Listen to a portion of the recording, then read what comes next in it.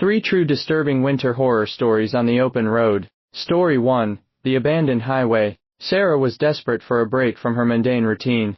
The winter months had dragged on, and the snow blanketed her small town in a suffocating layer of cold. After a long shift at the diner, she decided to take a drive, hoping the solitude would clear her mind. As she steered her car onto a winding back road in Vermont, the falling snow quickly transformed the landscape into a winter wonderland.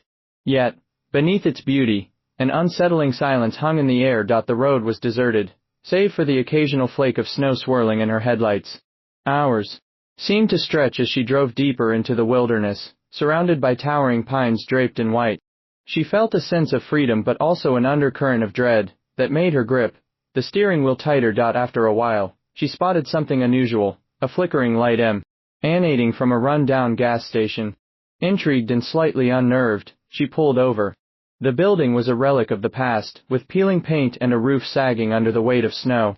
The neon sign flickered sporadically, casting an eerie glow in the dark. "Hello," Sarah called out, stepping into the station. The door creaked open, and a cloud of cold air rushed past her. The interior was a ghost of its former self. Old posters hung askew on the walls, and a layer of dust coated everything. The faint scent of mildew filled her nostrils. "Help me," came a weak voice from the back room. It was a whisper, barely audible over the howling wind outside.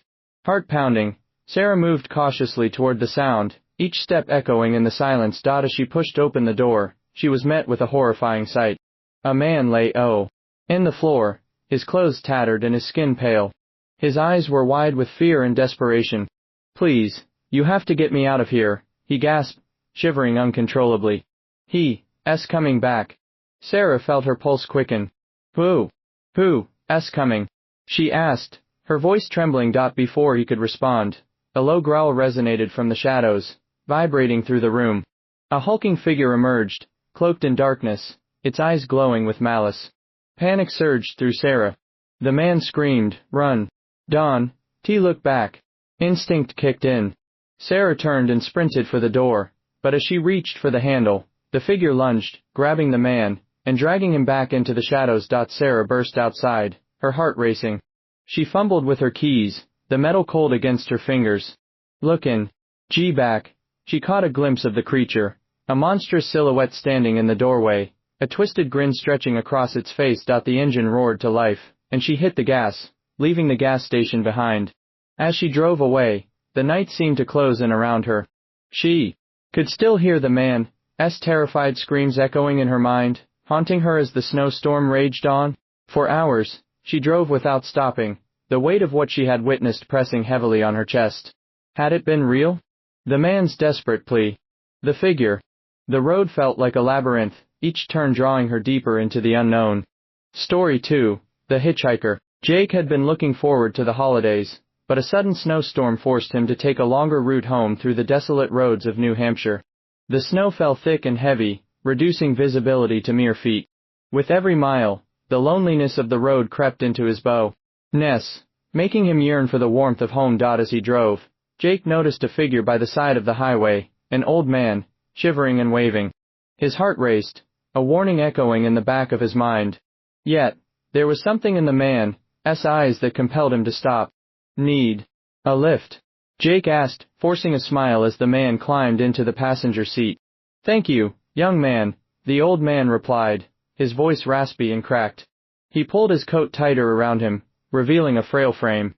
As Jake resumed driving, the old man began to speak, sharing stories of his life, tales filled with nostalgia and regret. But as the conversation continued, Jake began to feel an unsettling aura surrounding the man. The stories were oddly disconnected from reality, like fragments of a dream slipping through his fingers. The old man spoke of a family lost to the winter, their cries still echoing in the woods. "Do you know about the disappearances?" he suddenly asked, his gaze piercing into Jake's soul. "This road has taken many lives." "What do you mean?" Jake asked, trying to keep his tone light. "The souls of those who perished here, they wander, looking for a way home." The old man's eyes glinted with something akin to madness, and Jake felt a chill run down his spine. Before he could respond, the old man pointed to a small, winding road leading into the woods. "That's where I need to go," he insisted, his voice now commanding. Jake hesitated. The road looked treacherous, and the trees loomed ominously on either side. Are you sure?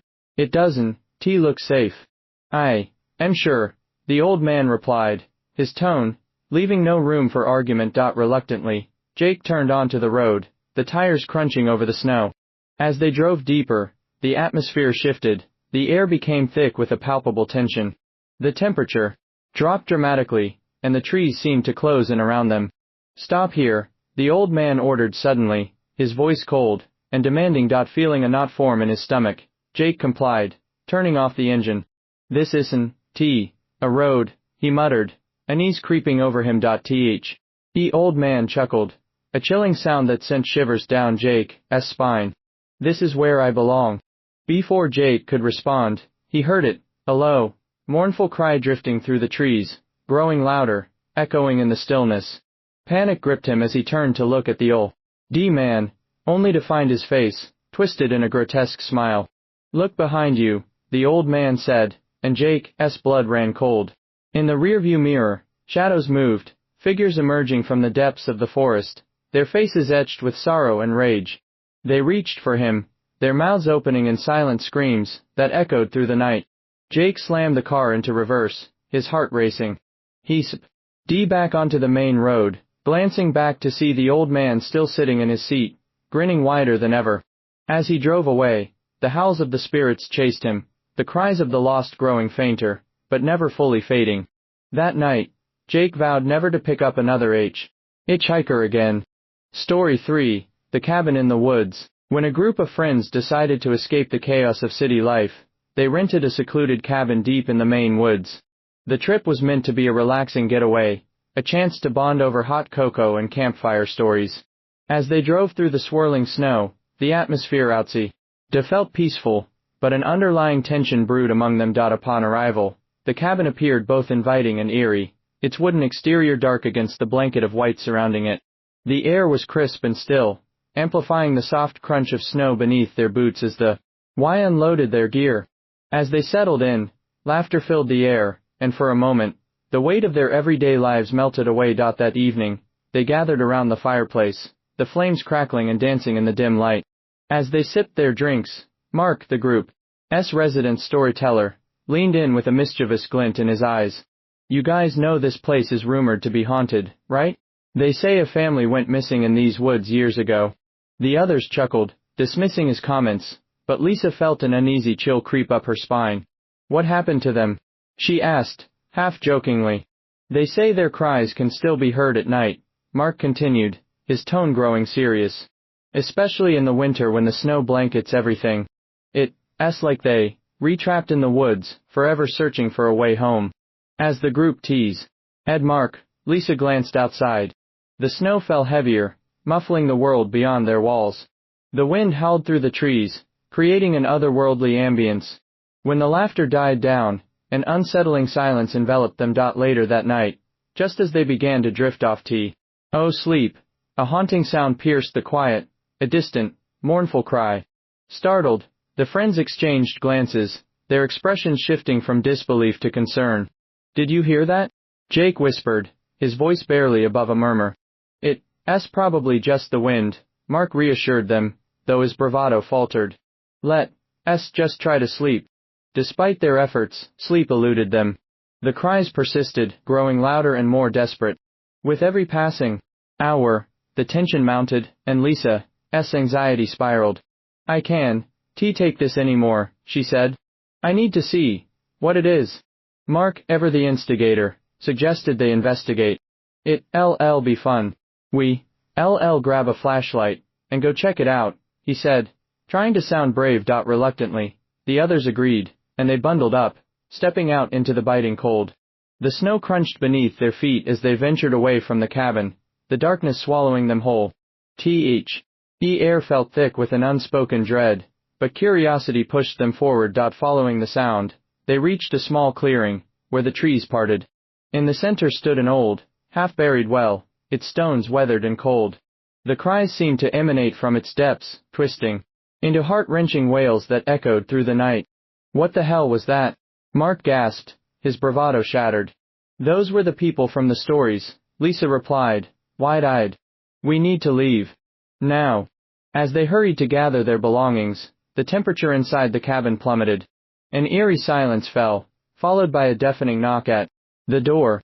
The wood shook under the force of it. Open up. A voice screamed, sending icy dread through them. Help us. The group huddled together, fear etched on their faces. They realized the spirits of the lost family had come for them, seeking to drag them into their eternal nightmare.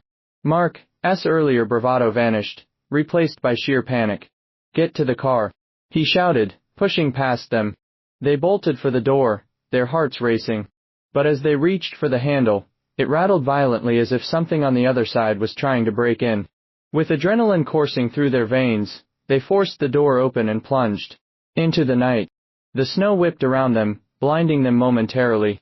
They sprinted toward the car, the cries of the spirits echoing behind them, growing fainter but never fully fading. As they reached the vehicle, Mark fumbled with the keys, his hands shaking. The engine roared to life, and they sped away, the cabin shrinking in the rearview mirror, a dark shadow against the white landscape. They drove in silence, the weight of their experience hanging heavily in the air. Each of them knew they would never return, the haunting cries of the lost echoing in their minds, a chilling reminder of the darkness that lurked just beyond the warmth of their lives.